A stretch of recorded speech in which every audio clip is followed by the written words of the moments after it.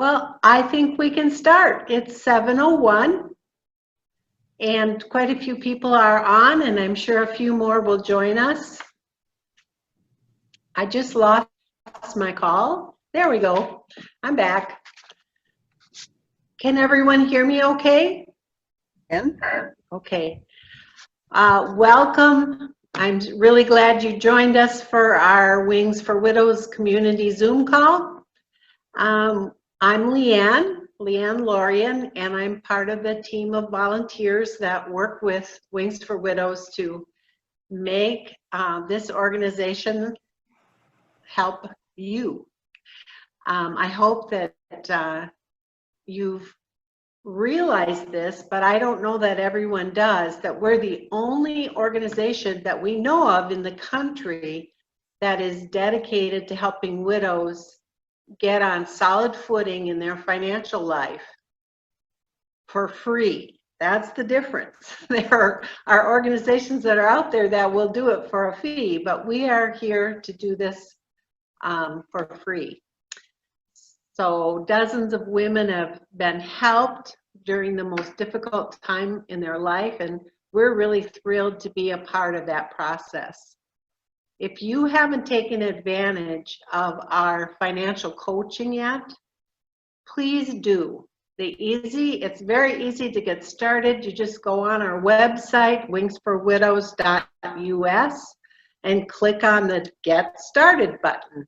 And that will take you to what we call a progress check, and that will help you to see how you're doing with handling your financial affairs. And it'll give you a score. And with that score, you can kind of see, well, I'm not doing that great, or I'm doing quite well. And from that point, we can step in and help you further. So we'd love to be able to do that. So be sure and take advantage of that opportunity. This call will last about 1 hour, and most of that time will be dedicated to hearing from our featured speaker, who is Betsy Anderson.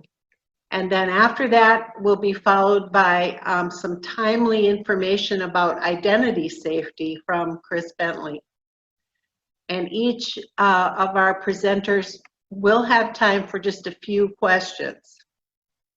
I'd prefer, it's much easier for us to handle the questions if you type them in using the chat button at the bottom of your screen rather than unmuting. So keep your device muted at all times during the presentation. Now let me introduce Betsy. Betsy is the widow of Pastor Jim Anderson of Westwood Community Church. He died suddenly in January of 2017. In the past, she has also served on the staff of Christ Presbyterian Church in Edina, and she's a community leader and trainer at Westwood.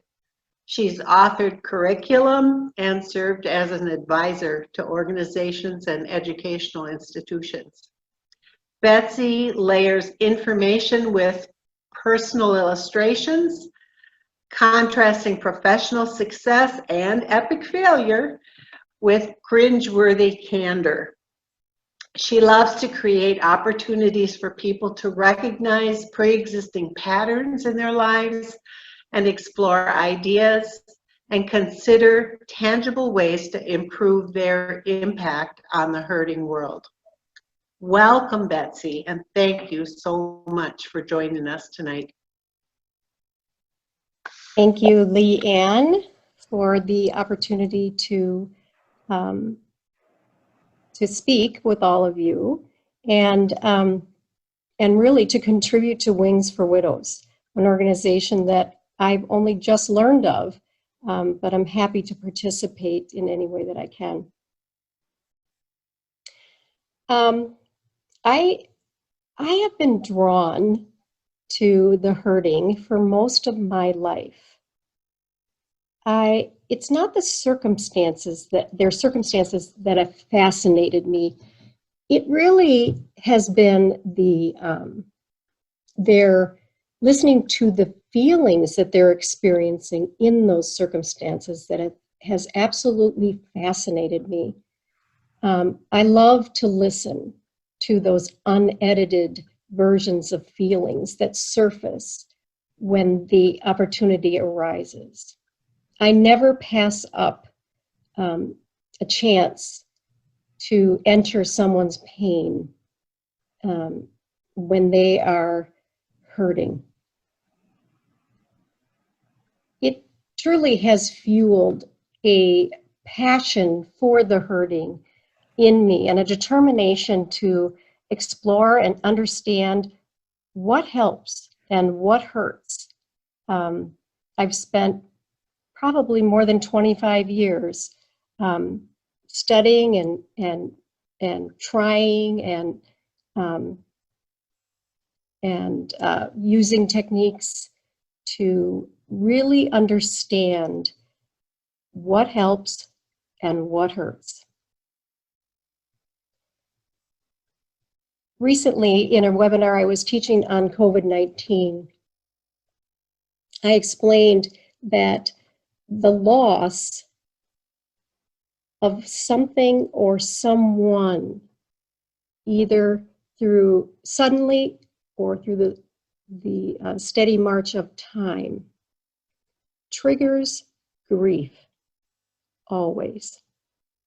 It's a, grief is something that is not a choice. It is a uncontrollable, unexpected response. It's not a problem to be solved, or it is something that we travel as a result of the loss. And as I explained to this group, what people are experiencing, all of us, is the feelings of confusion and anger in regards to COVID, and now the social injustice and the riots, all those feelings of confusion and anger and worry and fear, that's grief, triggered by the loss of the life that we knew prior to COVID, prior to race riots in our own communities. I was no stranger. I was well acquainted with grief, the most common cause of suffering.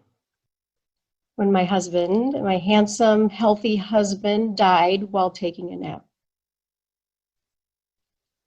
I understood and recognized the signature characteristics of grief: when my processing slowed, the lack of interest, the irritability, the crippling fatigue. I understood what was happening. I had no power to control it or keep it from happening, but I understood it. But here's the kicker. When the feelings that I had long listened to and taught about started to weigh on my heart, I was unable to give myself the grace that I had given so many and taught so many to do when someone was experiencing pain. It surprised me. It angered me. And I quickly realized that that my quick-witted remarks to those questions that maybe some of you dread, the "hi, how are you?" When I came back with "not good, as bad as you think, and maybe worse," when I watched those blank stares, when I experienced a panic attack in a grocery store and screamed at the cashier who remarked quite casually about the woman in front of me was crabby, I screamed. I yelled at him. Maybe her husband died. And a crowded grocery store went silent. People looked away, pretended they didn't see as I started to cry, and only a young child said, "Mommy, what's wrong with that lady?" I ran for the door as my cashier quipped, "Have a nice day." And I sobbed for 30 to 40 minutes in my car. And I asked myself, I am crazy. I am going crazy. I struggled with people who would say to me, "Well, what is bringing you joy?" "Nothing," I'd reply. I cringed when they changed the subject. "How are your grandchildren? How are your kids doing?"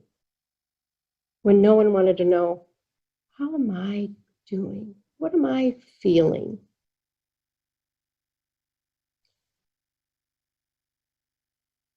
I took my own advice and I revisited all the things I've taught for over 25 years about feelings. Reminded myself that feelings are not right or wrong. They are not good or bad. You are not choosing your feelings. You cannot change your feelings. The only thing we can do is choose what we do with our feelings. And so recently I went back and listened to one of the webinars that was given several weeks ago by Julie Hall, talking about self-care and tips and tricks and things to keep you going. It's a wonderful webinar, and I encourage you to go back if you haven't heard it, to listen to it. One thing that occurred to me when she was talking about keeping a gratitude journal was that gratitude is often used, and people encourage us to use gratitude, think of something that you're thankful for, in order to escape the feelings that we're feeling. And unfortunately, one thing we know about feelings is that they rarely dissipate unless they're acknowledged and named and validated. It seems like a simple thing, but it's a step that is often skipped when we're on our way to the things that help us escape what we're feeling. But those feelings don't go away. You've only packed them in a backpack and buried them underground.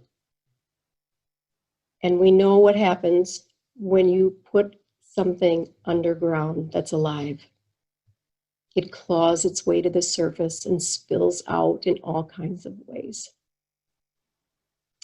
So what I started doing, and it's what I've always told other people, for some reason I didn't think it was okay for me to feel the feelings, to feel guilty for the feelings I was having. I started acknowledging and exploring and naming them every morning. I'm feeling sad, overwhelmed.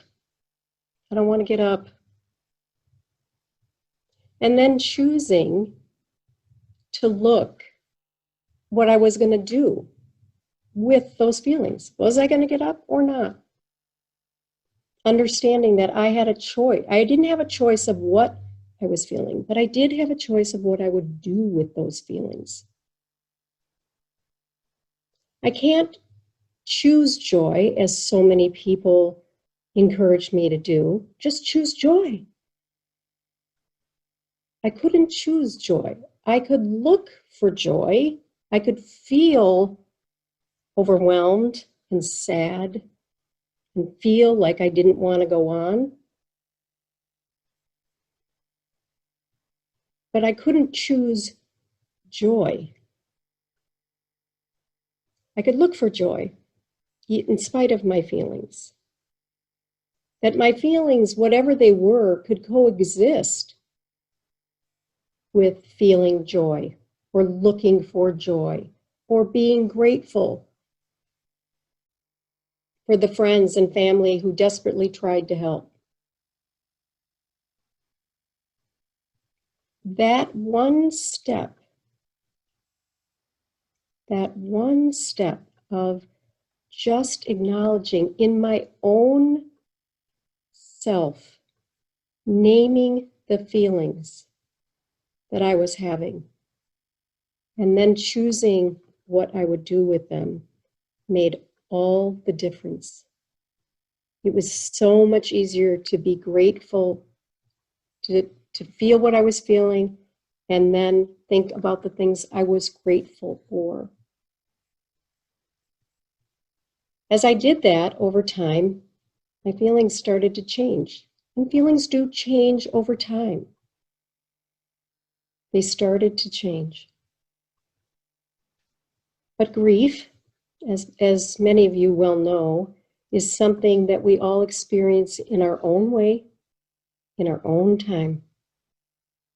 We can all share the loss of our husbands or love somebody who has lost a spouse.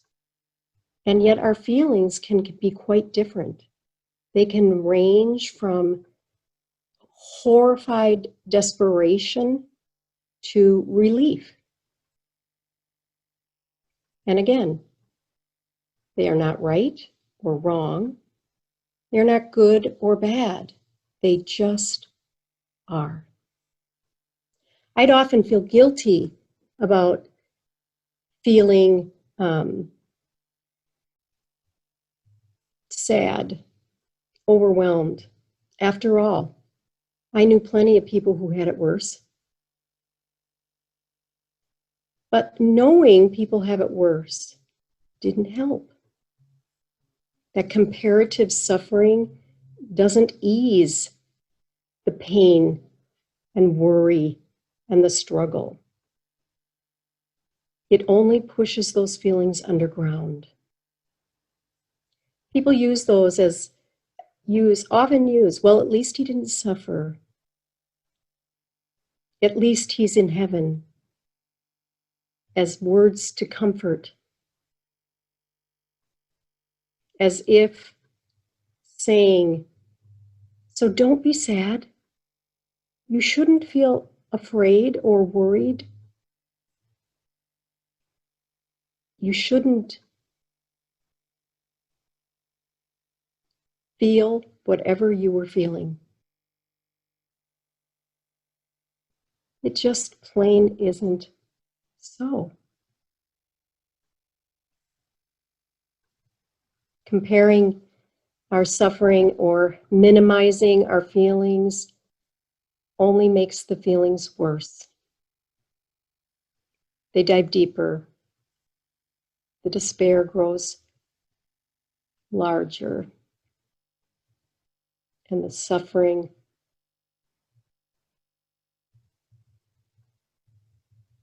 can be unbearable. So tonight I want you to understand and that no matter the surprising thing about unfathomable feelings, whatever yours are, is that they're not right or wrong. You can say them out loud to yourself. Doing so help them dissipate. It doesn't fuel more darker feelings.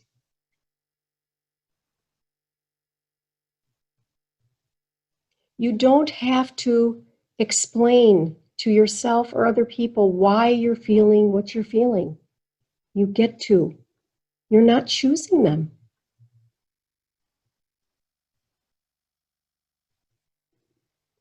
Acknowledge them. Name them out loud to yourself. If no one's listening, if no one wants to hear the despair, the fear, the anxiety, when no one wants to witness the panic, the tightness that in your chest, the fatigue, the lack of sleep, not wanting to eat, eating too much, no one's listening. Tell yourself what you're feeling. Acknowledge what you're feeling. I didn't even let myself even go there. And I knew that they would dissipate if I would.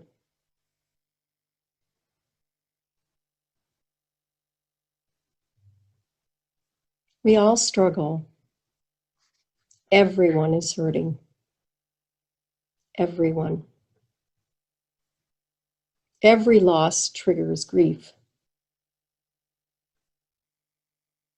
And the feelings that come along with that are uniquely your own.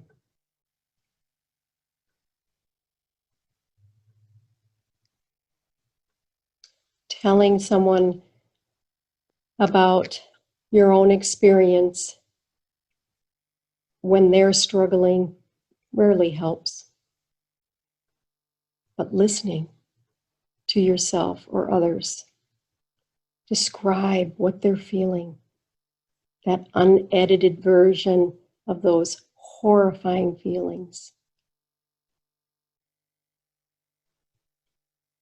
That provides relief, space to take steps to look and be grateful for other things. You'll never be grateful, or I should say this, I will never be grateful that my husband died. It will never be okay. I miss him. I long for him. But I can be grateful for my twin granddaughters, my twin grandsons, and my little baby Caroline. I'm grateful for my children, that they have survived.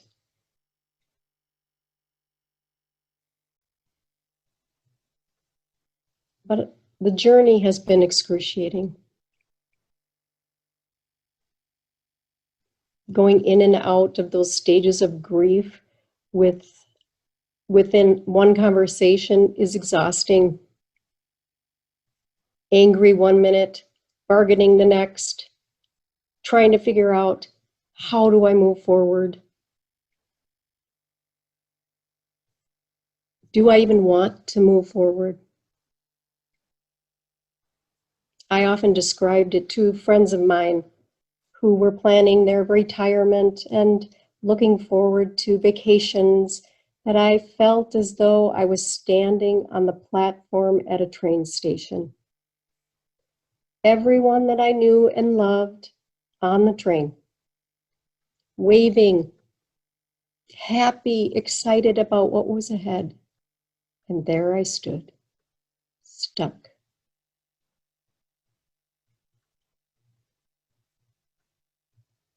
If you hear me say anything tonight, hear this.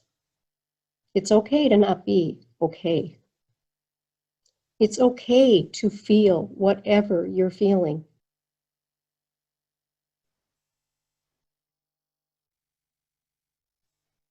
Give yourself the permission to feel whatever it is, to acknowledge it and name it, if only to yourself. It will help them dissipate.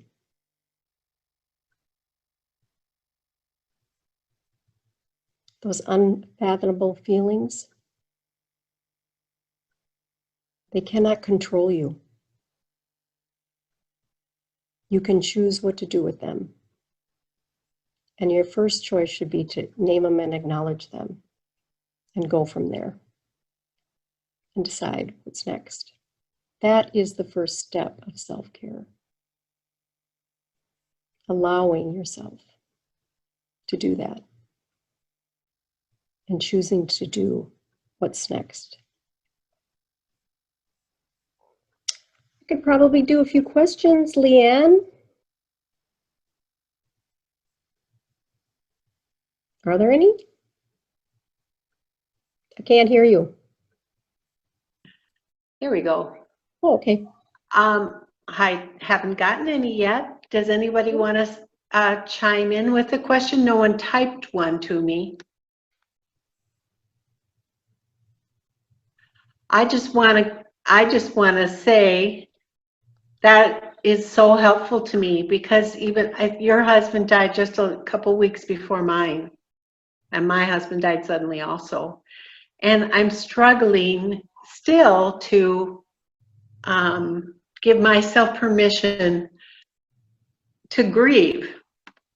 I feel like I need to push on. And I think that's, it's good to hear that, to be able to say those things out loud. So I appreciate it very much. Oh, I have, Corrine is going to ask a question. Go ahead, Corrine. Green. Hello. I lost my husband January of 2019. And that September, I lost my daughter as well. And I found myself, after my husband died, I found myself grief eating a lot. And I realized it and was able to contain it a little bit. And after my daughter died, I found myself grief spending. And I came home one day from Bed Bath & Beyond, having spent over $200 on stuff I didn't need. I could use it, I just didn't need it.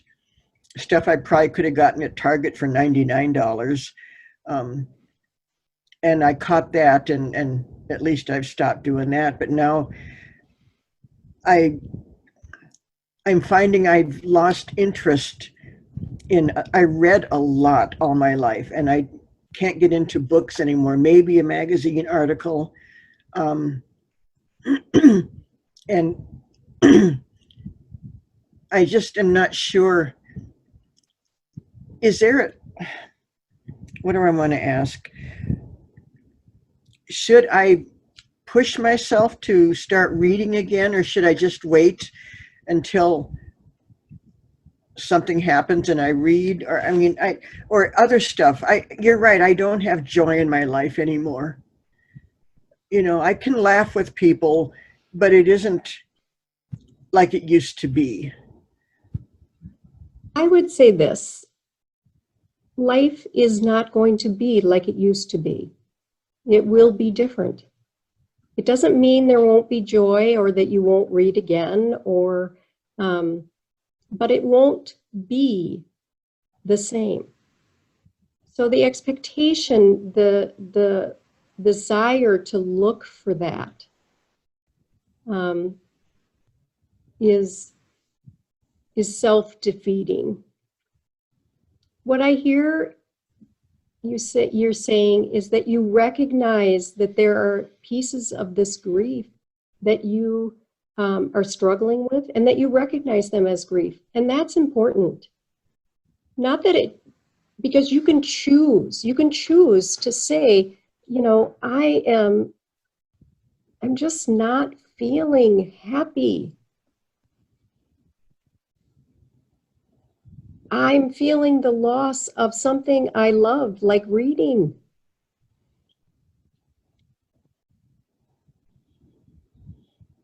And then you can choose what to do.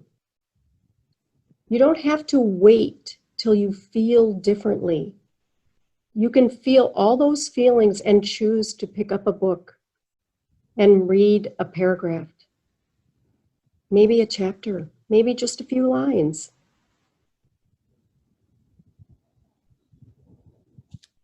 just start. But waiting for your feelings to change, they likely will change over time, but you can actively acknowledge it and then choose to read or not. One thing is for certain, is that you are who you are and the person you've always been.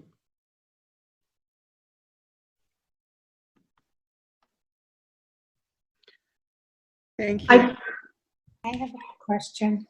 I've got a couple that were sent in just now. Can I ask those first? Someone asked, you spoke of how you used to respond to people when they asked how you were. How do you respond to people now? It sounds like you have a different response. Well, it really depends. It really depends. If it's towards the end of the day, I might say, I'm struggling.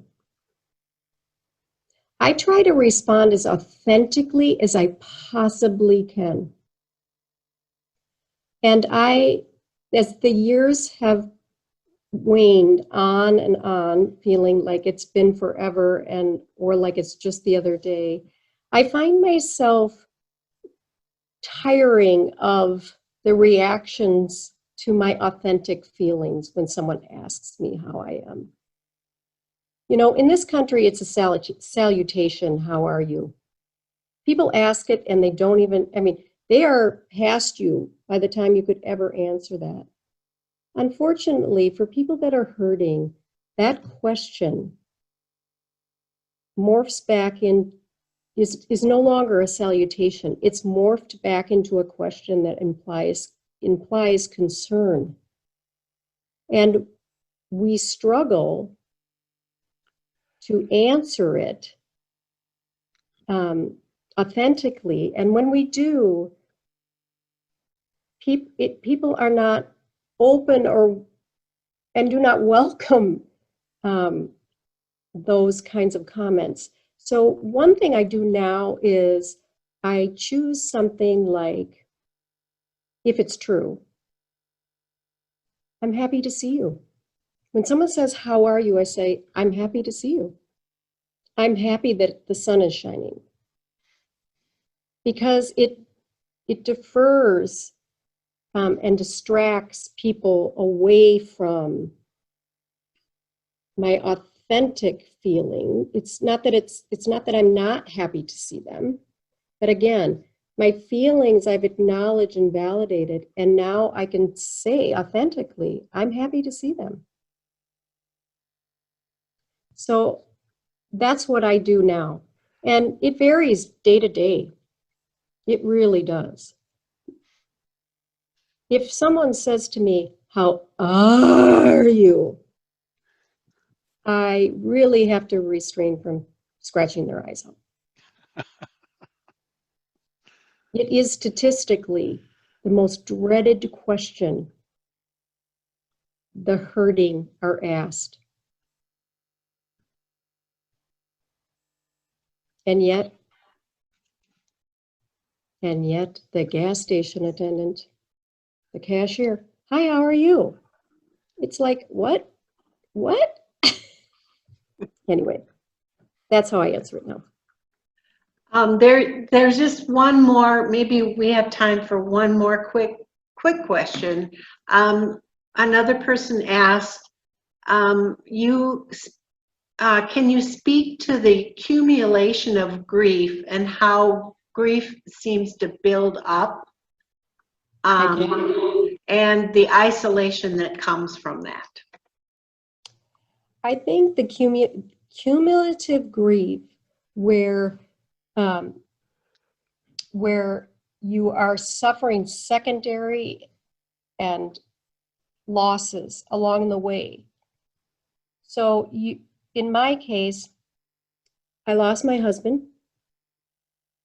I lost my children who are now changed.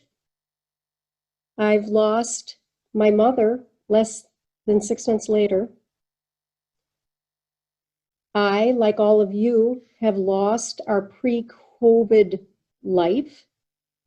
And as those losses build, the grief feels heavier and heavier and heavier. And stuffing all the feelings associated with all those things,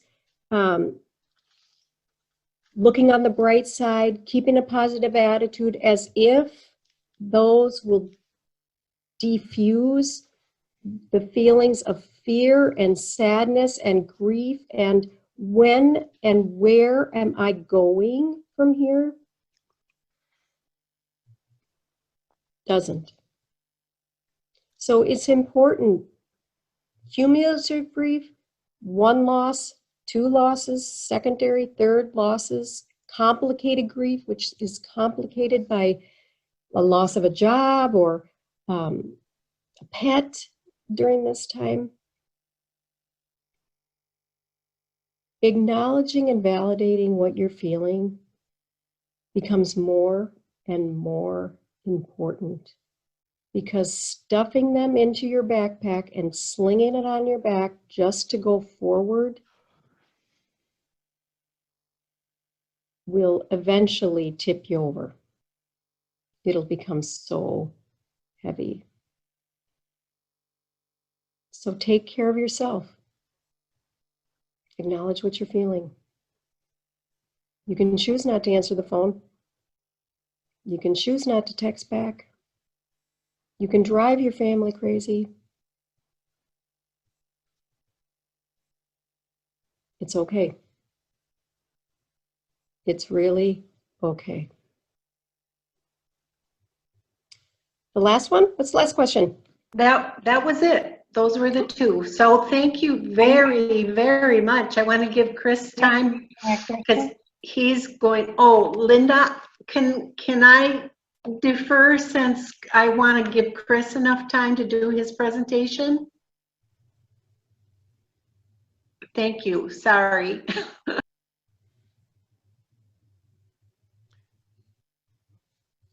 You went mute, Leanne.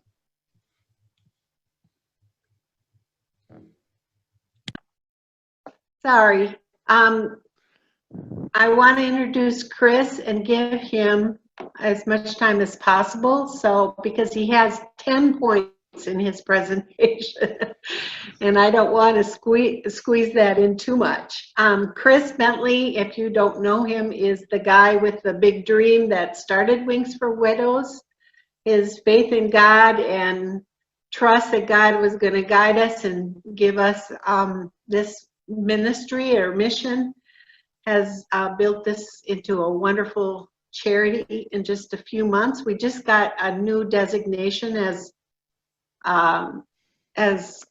now it's escaping me, some kind of a special designation. What is it, Chris? The meet standards from the Charities Review Council.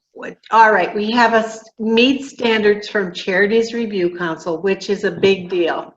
And so that is all really on him. So he's a veteran certified financial planner, and he is going to give us 10 tips on identity protection tonight. So you're going to want to get your notebook out and write them down.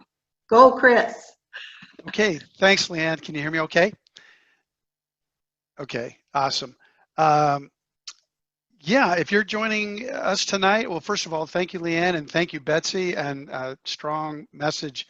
And thanks to all of you for joining us as well.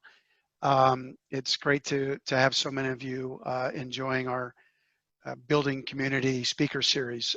If you're joining us tonight, there's a high probability that you are a widow, perhaps a recent widow. If so, you are a prime target for identity theft. And we all must be vigilant to protect our identity and our credit. It's especially important if you are a widow. This is why at Wings for Widows, if you do financial coaching with us, one of the very first things we do is poll and review your credit reports and talk to you about other safety measures that you can take to keep yourself safe and out of trouble. So I'm going to share a screen so we can pop into the presentation. And Leanne, let me know if you can't see that.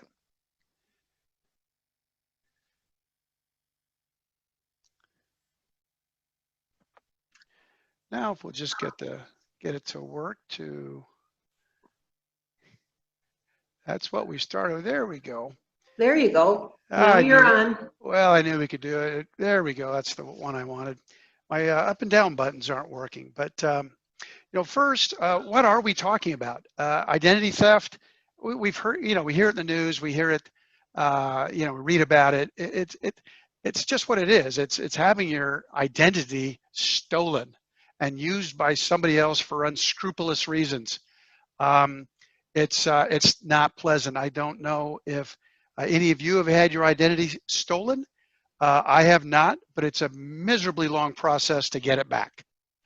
So it's much easier to take the precautions to prevent it in the first place.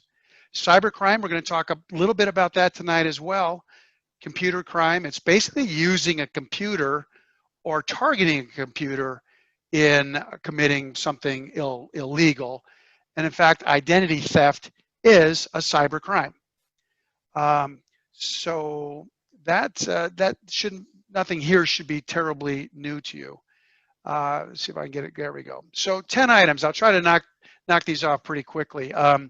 There is so much to talk about, particularly around COVID-19, which has given the hacksters and the criminals all kinds of new ways to steal from you.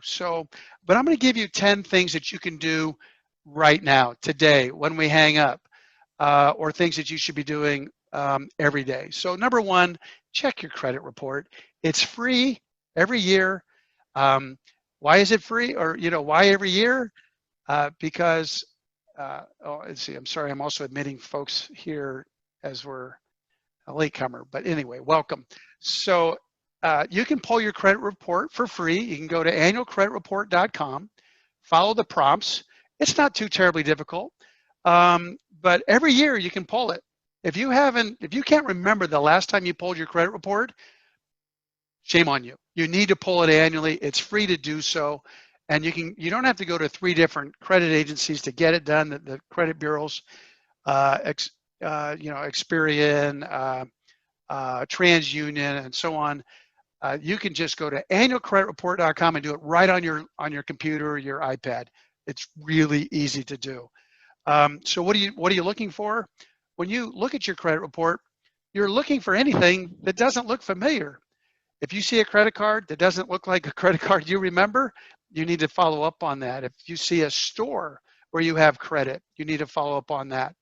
And there's a way to file discrepancies while you're online at annualcreditreport.com. You can file a discrepancy right then and there.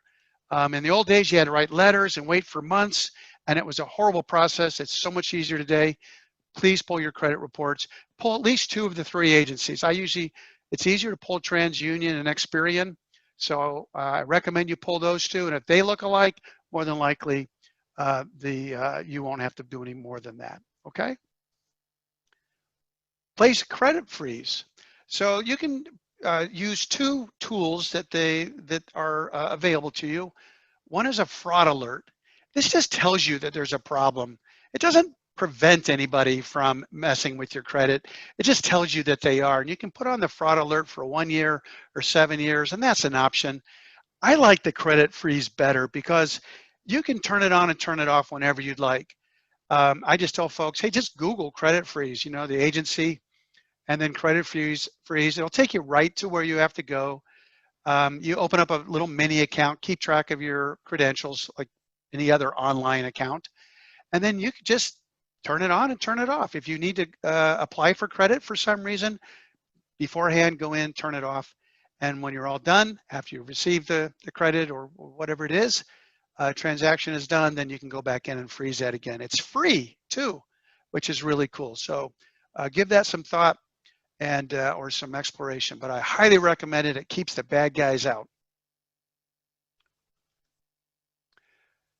This is kind of so obvious, but I mean, I've done the same thing, right? I want everything in my wallet, so I only have to go to one place to look for stuff when I'm at home. The problem is when you're not at home and you're hauling the wallet or your purse everywhere you go, it's problematic if you lose it. So there's no reason to stuff your purse or your wallet with everything that you have. I think most of you have heard this before. Never carry your Social Security card on your person. Every scammer, hacker, criminal is looking for your Social Security number. So don't give it to them. There's new Medicare. If you're 65 and over, there's new Medicare cards out. The old ones had your Social Security number on them. So if you're carrying around both, you don't need the old one. Destroy it. One thing I started doing, just because the checkbook doesn't fit in my back pocket along with my wallet very well, it starts to look a little funny. And it's certainly not comfortable when I sit in a chair. I just pull out one check and I put it in my wallet. That way, if I lose my wallet, I didn't lose my entire checkbook, giving somebody carte blanche to write checks all day long. And then if you do have to take your purse, or you just feel you're gonna, you're not gonna change any, take any recommendations that I'm giving you tonight, and you're gonna take everything with you, how about you photocopy the contents of your wallet? Today, it's so easy to use your smartphone. Take a photo of your credit cards, front side, back side, your driver's license, prescriptions, whatever it is you carry in your wallet. Just take photos of it. By the way, you may not know this, but you can actually store that information. Don't store it in your photos. There's no way to secure that. You can certainly secure your phone, but if they get into your phone, you can secure it in your notes. There is a way to add extra security to notes. If you don't know how to do it, I'd be happy to share that little secret with you. It's very cool. I keep going the wrong direction. All right. Do not sign the back of your credit cards. I stopped that practice years ago. I now put photo ID required. And I will tell you, I don't have enough time to tell you a really cool story, but it saved me when I lost my, I carry this little money holder with one credit card in it. Well, I lost it, and it was used the next morning at the Greyhound bus depot and a liquor store, and somebody trying to get some tobacco. When they went in the convenience store, the guy asked for the license and flipped it over and asked for the license, or he got the credit card and he asked for the license, and it was a person of color and I'm not, and so the photo ID required saved me, because that was the end of this, the stealing from me, and I was able to get everything back because he had everything. The retailer had everything in his hands. Do not sign the back of your credit cards. It's also giving someone a sample of your signature, right, for other nefarious activity. So don't do that. Hey, I went the right way. This is one that applies specifically to perhaps your situation. Cancel your spouse's driver's license. It's one of the things that we advise widows to do when we're coaching them early on.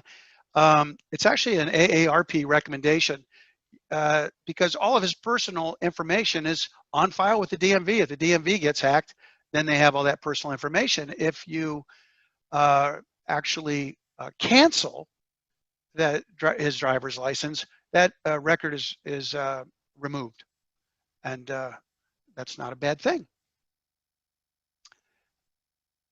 Okay, I'm so sorry that my little down button's not working. Let's see if I can get it there. Okay, this is this is so easy to do. This is like the biggest thing I could talk about. It's phishing is what the criminals, or what we call it, what it's referred to, right? It's when they, you've probably seen these. If you haven't, you just haven't been watching carefully. Maybe, hopefully you haven't clicked on things, but the basic premise here is don't download anything or don't click on anything, whether it's on your computer or your smartphone, in a text that you weren't expecting to do, right, or not expecting. Just don't do it. You'll get pop-ups. Don't click on pop-ups, including the X inside of the pop-up box. It's sort of like triggered for bad things to happen to you. They use all of these phishing techniques to steal your personal information. And you probably have seen these. I've seen these recently. I got a text from the IRS, or excuse me, it was an email from the IRS requesting, telling me about information, wanting to verify information. Well, that's silly. The IRS has my information. I've been filing taxes for 50 years. So of course they have all my information. Why should they send me an email asking me to verify my information? So don't fall prey to those types of things. They use all kinds of techniques. They're very good at it.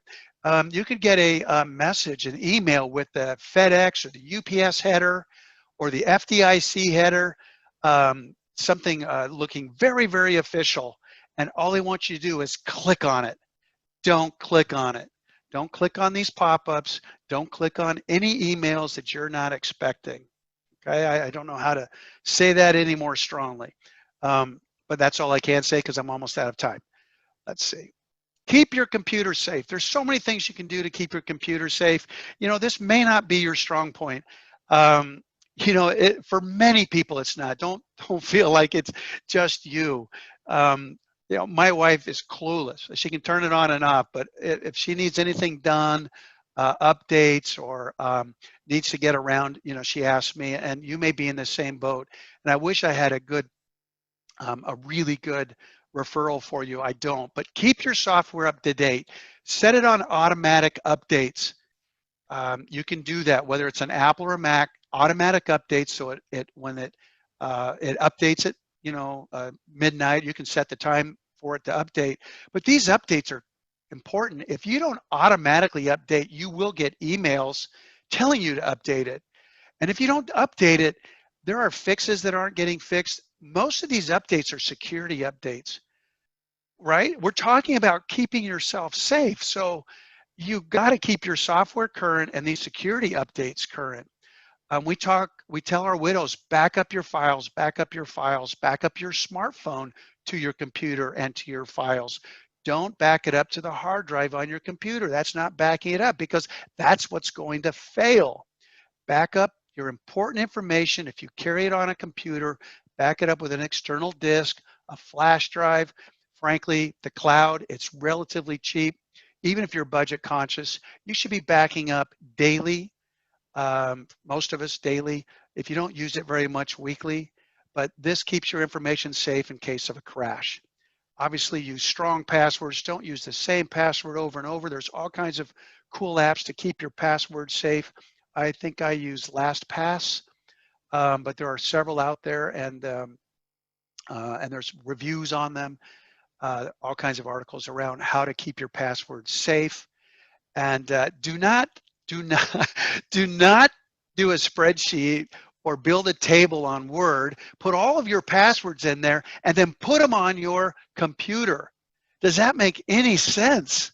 Because that's where the hackers are going. So don't give them all your passwords in one place. Necessary, put them in a drawer. Don't hang them on the bulletin board. You may have workers in your home. You don't need them saying that. In fact, when workers are in your home, make sure that you turn off your computer. Okay, don't leave that laying around. You may get called away, and there may be one or more than one, and you just don't know where they are. So you don't want them looking at your stuff. Two-factor authentication. This is relatively new in the last few years. I find it an annoyance. Maybe you do too.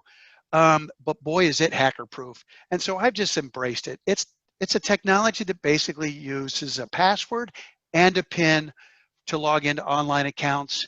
And again, since so much is online, you're seeing more and more of this two-factor authentication. It works. Use it, embrace it. When you have a chance to choose it, please do.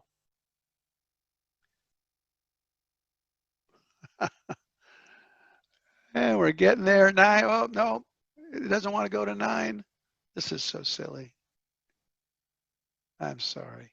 Why won't it work?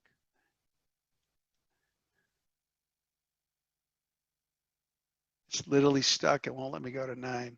There we go. Shred, don't dread. Do not throw your old stuff, especially your bank statements. You should be keeping most of your files for at least 3 years. If you're keeping them for 7 or more, it's not necessary anymore these days. There's a few things you may want to keep forever, you know, like the mortgage, you know, titles and deeds and things like that. But, you know, the stuff you get every year that you no point sitting on that. And so when you do discard it or have to make room in your file cabinet, don't throw it in your trash can. throw it into a bag, and even if you have to save the bags, mark shred on it. And when you get a chance to shred them. You can go to a UPS store and shred them. They got them right there. Or if you have a financial advisor, they'll be happy to take your bag of stuff and shred them. Or buy your own shredder. They're not expensive, but please take care, safeguard your information when you're getting rid of it. And then really, again, I kind of mentioned this before, smartphone security. This is where folks are getting scammed with COVID-19. Since January 1st, more than 100,000 complaints to the FTC. By the way, the Federal Trade Commission, the FTC, those are the folks you contact. They're the folks, if you've been had your identity stolen or you suspect fraud or abuse, FTC, those are the guys that handle all that. Just visit their website, ftc.gov or ftc.com. Oh my gosh, there is so much information. I was checking out earlier today about recent scams. That's where you can go to find out about all the recent scams. There are dozens and dozens of recent scams, all targeting COVID-19, people. I mean, that's what they do. They wait for that vulnerability and then they hit. And most of the scamming is being done via text messaging. So be very, very careful. If you have an iPhone 11, you can use facial recognition. Every phone, you should have a passcode on it, right? To protect your phone when you're not using it. Watch out for fake text messages. Like I said, this is just another form of phishing. Like I mentioned earlier, it's just applied to your phone. So be very careful about clicking on emails. You can still get, obviously, email on your phone, but be very careful about clicking into a text message. And if you want to check out a website before clicking, it's not like on your computer where you can hover the mouse over the URL, which will pop up where it's actually going, what the actual URL address is, because a link isn't necessarily what it is, right? A link could say, go here to go to UPS, but if you hover over that link on your computer, it will actually give you the URL. And if it doesn't say ups.com, it tells you you're going somewhere else, then why would you click it? Well, it's the same thing is true on your smartphone. But without a mouse, how do you do that? It turns out, this is a really cool secret. This is why you're checking in with us every couple of weeks, because you're going to learn cool things. You press and hold your finger for about 2 seconds on that item, and it will preview the website for you. It will tell you where it's taking you. It's just like on your computer. Very cool. And lastly, only download apps from the actual Apple or Google App Store. Avoid all others. It's just not smart. And the last thing I wanted to share with you is that on the website where you registered for tonight, or where you registered for our Building Community Speaker Series events, right at the top on the front page, I've got 2 downloads for you. Much of what I've talked about and a whole lot more are on 2 PDFs that I put up for you tonight that you can download. One's called Cybercrime, the other one Identity Theft. I encourage you to download those, print them out, read through them, and do something to protect yourself today. That's all the time I've got because we're out of time. Thank you, Leanne, and I'm sorry I took up 15 minutes, but there you go. Thank you. That's okay. We forgive you because that was very good information. Thank you. Thanks, Chris. And thank you, Betsy, for such a wonderful presentation. I know that really touched people and it's really helpful stuff. I did get a couple of questions. Chris, do you happen to know if when you cancel someone's driver's license, do you have to have documentation like a death certificate? You do. Okay. They will want that. And then another question. Someone while we were talking said they went to annualcreditreport.com and it pops up that we are now offering free weekly online reports through April 2021. Oh, that's new then. Yeah, that's great. Nice. Mm-hmm. Yeah. So that's just a heads up for everybody. Can I ask a quick question? Yeah, go ahead, Linda. My question is, I've had my account frauded. I told you that, Chris. And one of the advice that I got from my banker is to use my credit card instead of my debit card for purchases, that it's much safer, and then you can just pay it at the end of the month and you get more points with that and so on and so forth. So I just want to know, is that true? That is true. That's a very good tip. Chris, did you want to address that? Well, Linda is right on. Hi, Linda. Good to see you. Sorry about the debit card, but yes, we actually have a whole section on debit cards versus credit cards. You just need one good credit card. The debit card, it's great for getting cash out of the ATM. In the old days, the bank made you liable for any fraud on your debit card. I understand they're, at least during this troubling time, they're being much more gracious about fraud on your debit card. But you know, you're essentially responsible for your debit card, whereas a bank is responsible for the credit card in the event of a fraud. So we recommend use your credit card for spending, get the miles, and just pay it off each month. Besides that, your credit card will help you build up credit. A debit card's not going to help you at all. Good point. Well, I think because we have gone a little over time, I'm going to go ahead and thank everyone. I want to mention that our Zoom calls are recorded, and Chris usually edits them a little bit, and then they go on to YouTube. And then we will have, there's a little icon that's a little white box with a red arrow in it. You click on that, and that takes you to our YouTube page from our website. And that's where you will find the speakers that we've recorded. So if you missed any part of this, you want to listen to it again, you can do it that way. Thanks for joining us this evening. I want to also mention that our next community Zoom call will be July 1st. And our speaker is Dawn Morningstar. Yes, that's really her name. And she is a master coach and the director of Venerable Women, Inc., which is a kind of a empowerment for women kind of organization. And she is a personal coach, and she's going to have some great tips. Her topic is very intriguing. Two truths and a lie. So I think that'll be really good. And I think you'll really enjoy it. So be sure to tune in. Thank you very much for the evening, and hope to see you next time.